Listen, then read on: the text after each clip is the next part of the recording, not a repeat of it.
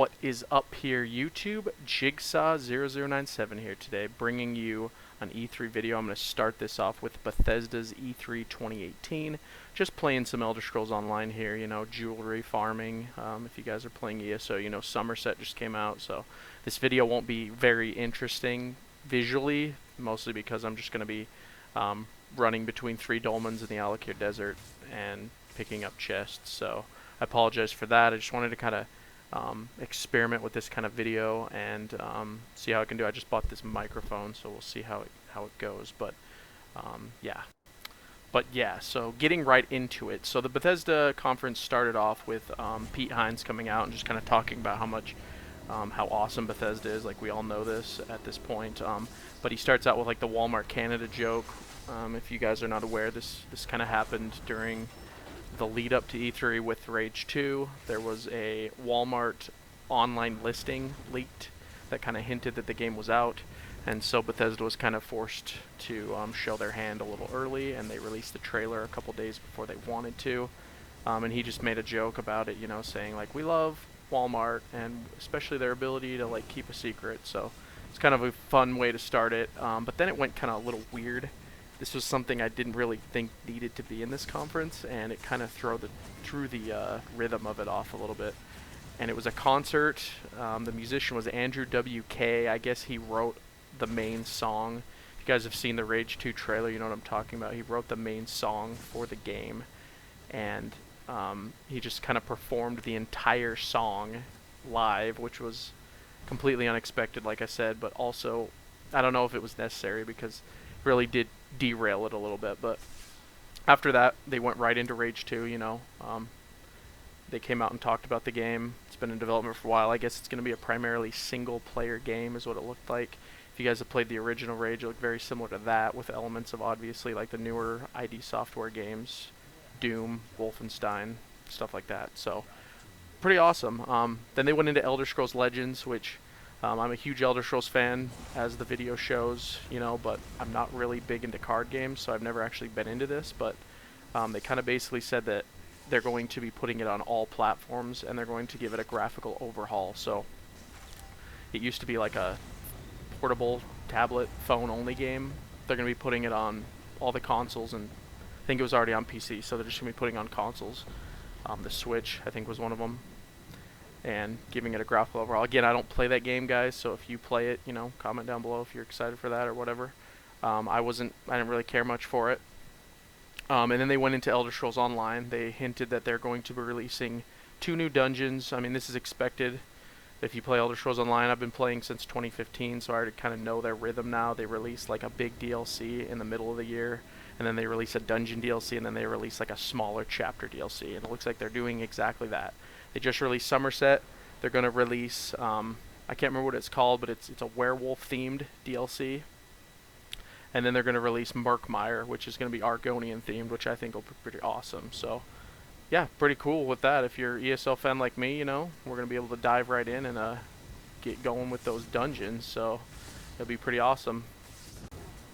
But going right in, the next thing they talked about was Doom Eternal, which was unexpected. I didn't think we'd get a Doom sequel this quickly. And when I saw the trailer pretty much shows hell on Earth. It shows Earth, like cities, skyscrapers being consumed by the demons and all that, and then Doom guy, you know, steps in and like cocks his shotgun. I was thinking we were getting a DLC with this, but they came out and they debunked that. They said that this is going to be a full-fledged game. So this is actually a sequel to the reboot of Doom, which is really awesome. They didn't show much, so they said they're going to show the rest at QuakeCon in August, so stay tuned for that. And then they went into the Prey DLC, which we haven't heard from Prey in a while. If you guys have played that, nice little gem of a game, I think. I thought it was pretty awesome. Not what you'd think if you played the old Prey games from 360. This was more like a Bioshock experience, but nonetheless, they announced DLC for it, and one of them is called Moon Crash, where you basically, I think this is the one where you're basically playing a multiplayer game. It's like you versus 5 other people that are playing as the Mimics. The Mimics can like turn into anything, like coffee mugs, bars of soap, forks, like whatever. And so that looks pretty cool. And then a free update that is actually live, was live the moment that the conference ended, is New Game Plus.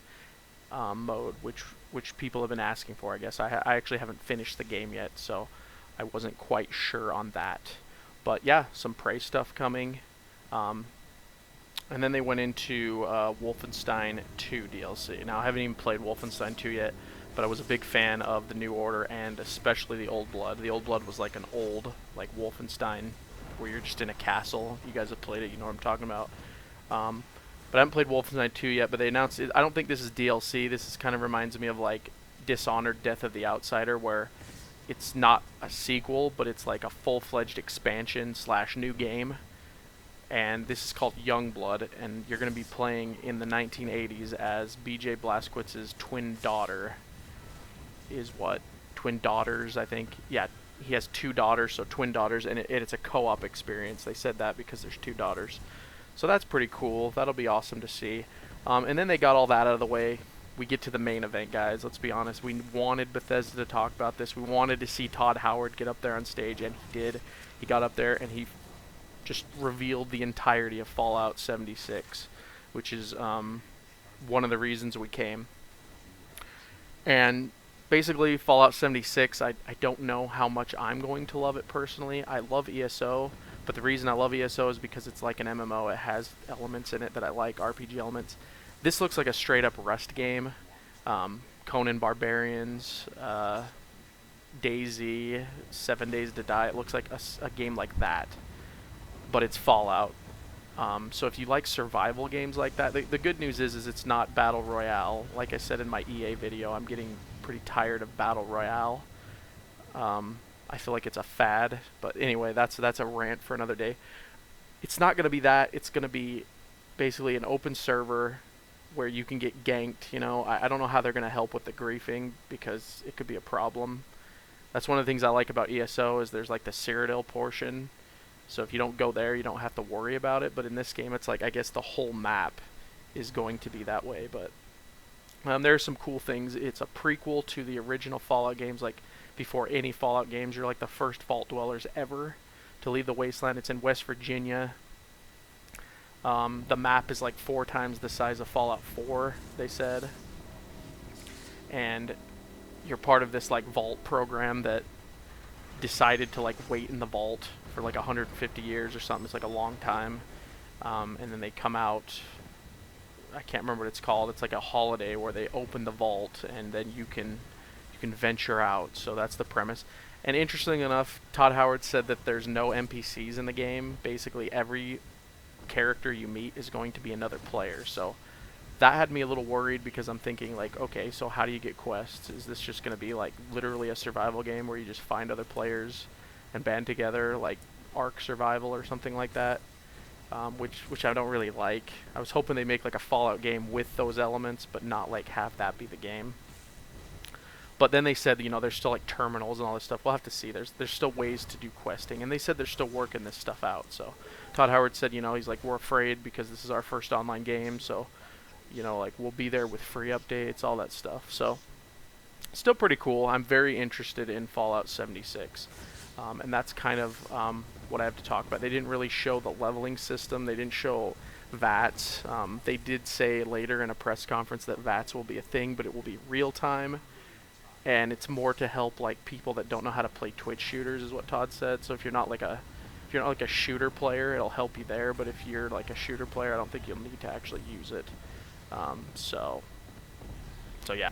And also, guys, they did say that this will be an online-only game, so if you don't have an Xbox Live subscription or if you don't have the internet, which I can't imagine who doesn't. I mean, if you're watching this video, you have the internet, but that's just something to think about, where this will be different from a traditional Fallout game because you will have to be online, similar to Elder Scrolls Online or any other MMO, and it's a requirement to play.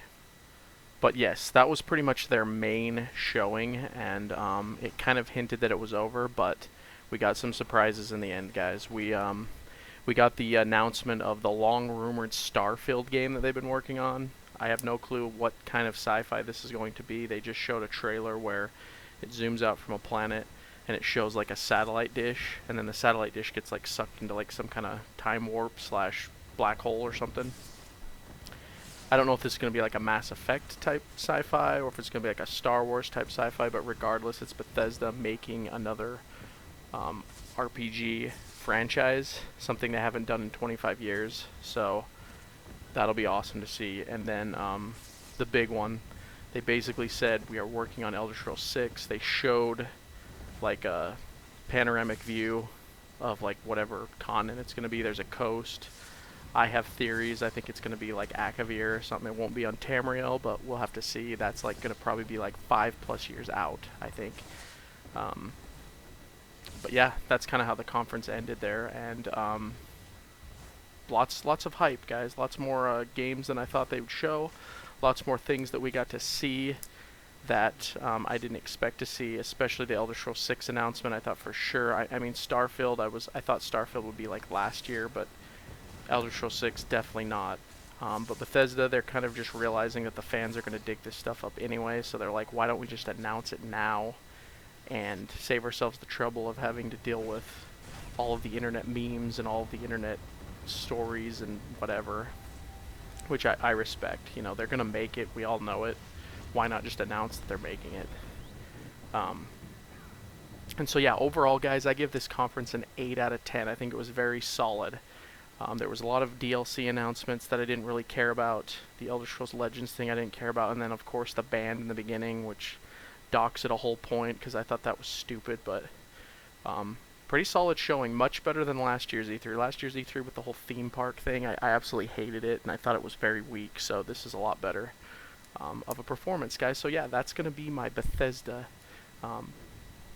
E3 coverage for you guys and what I think about the overall conference. I'll be making the other conferences as well, similar to this. Probably just gonna make them over gameplay like this, so you guys can watch those. But anyway, guys, thank you so much for watching. If you like this video, please consider subscribing if you're new to the channel. And if you're a returning viewer, I want to thank you so much for watching this whole video. And I'll talk to you guys later.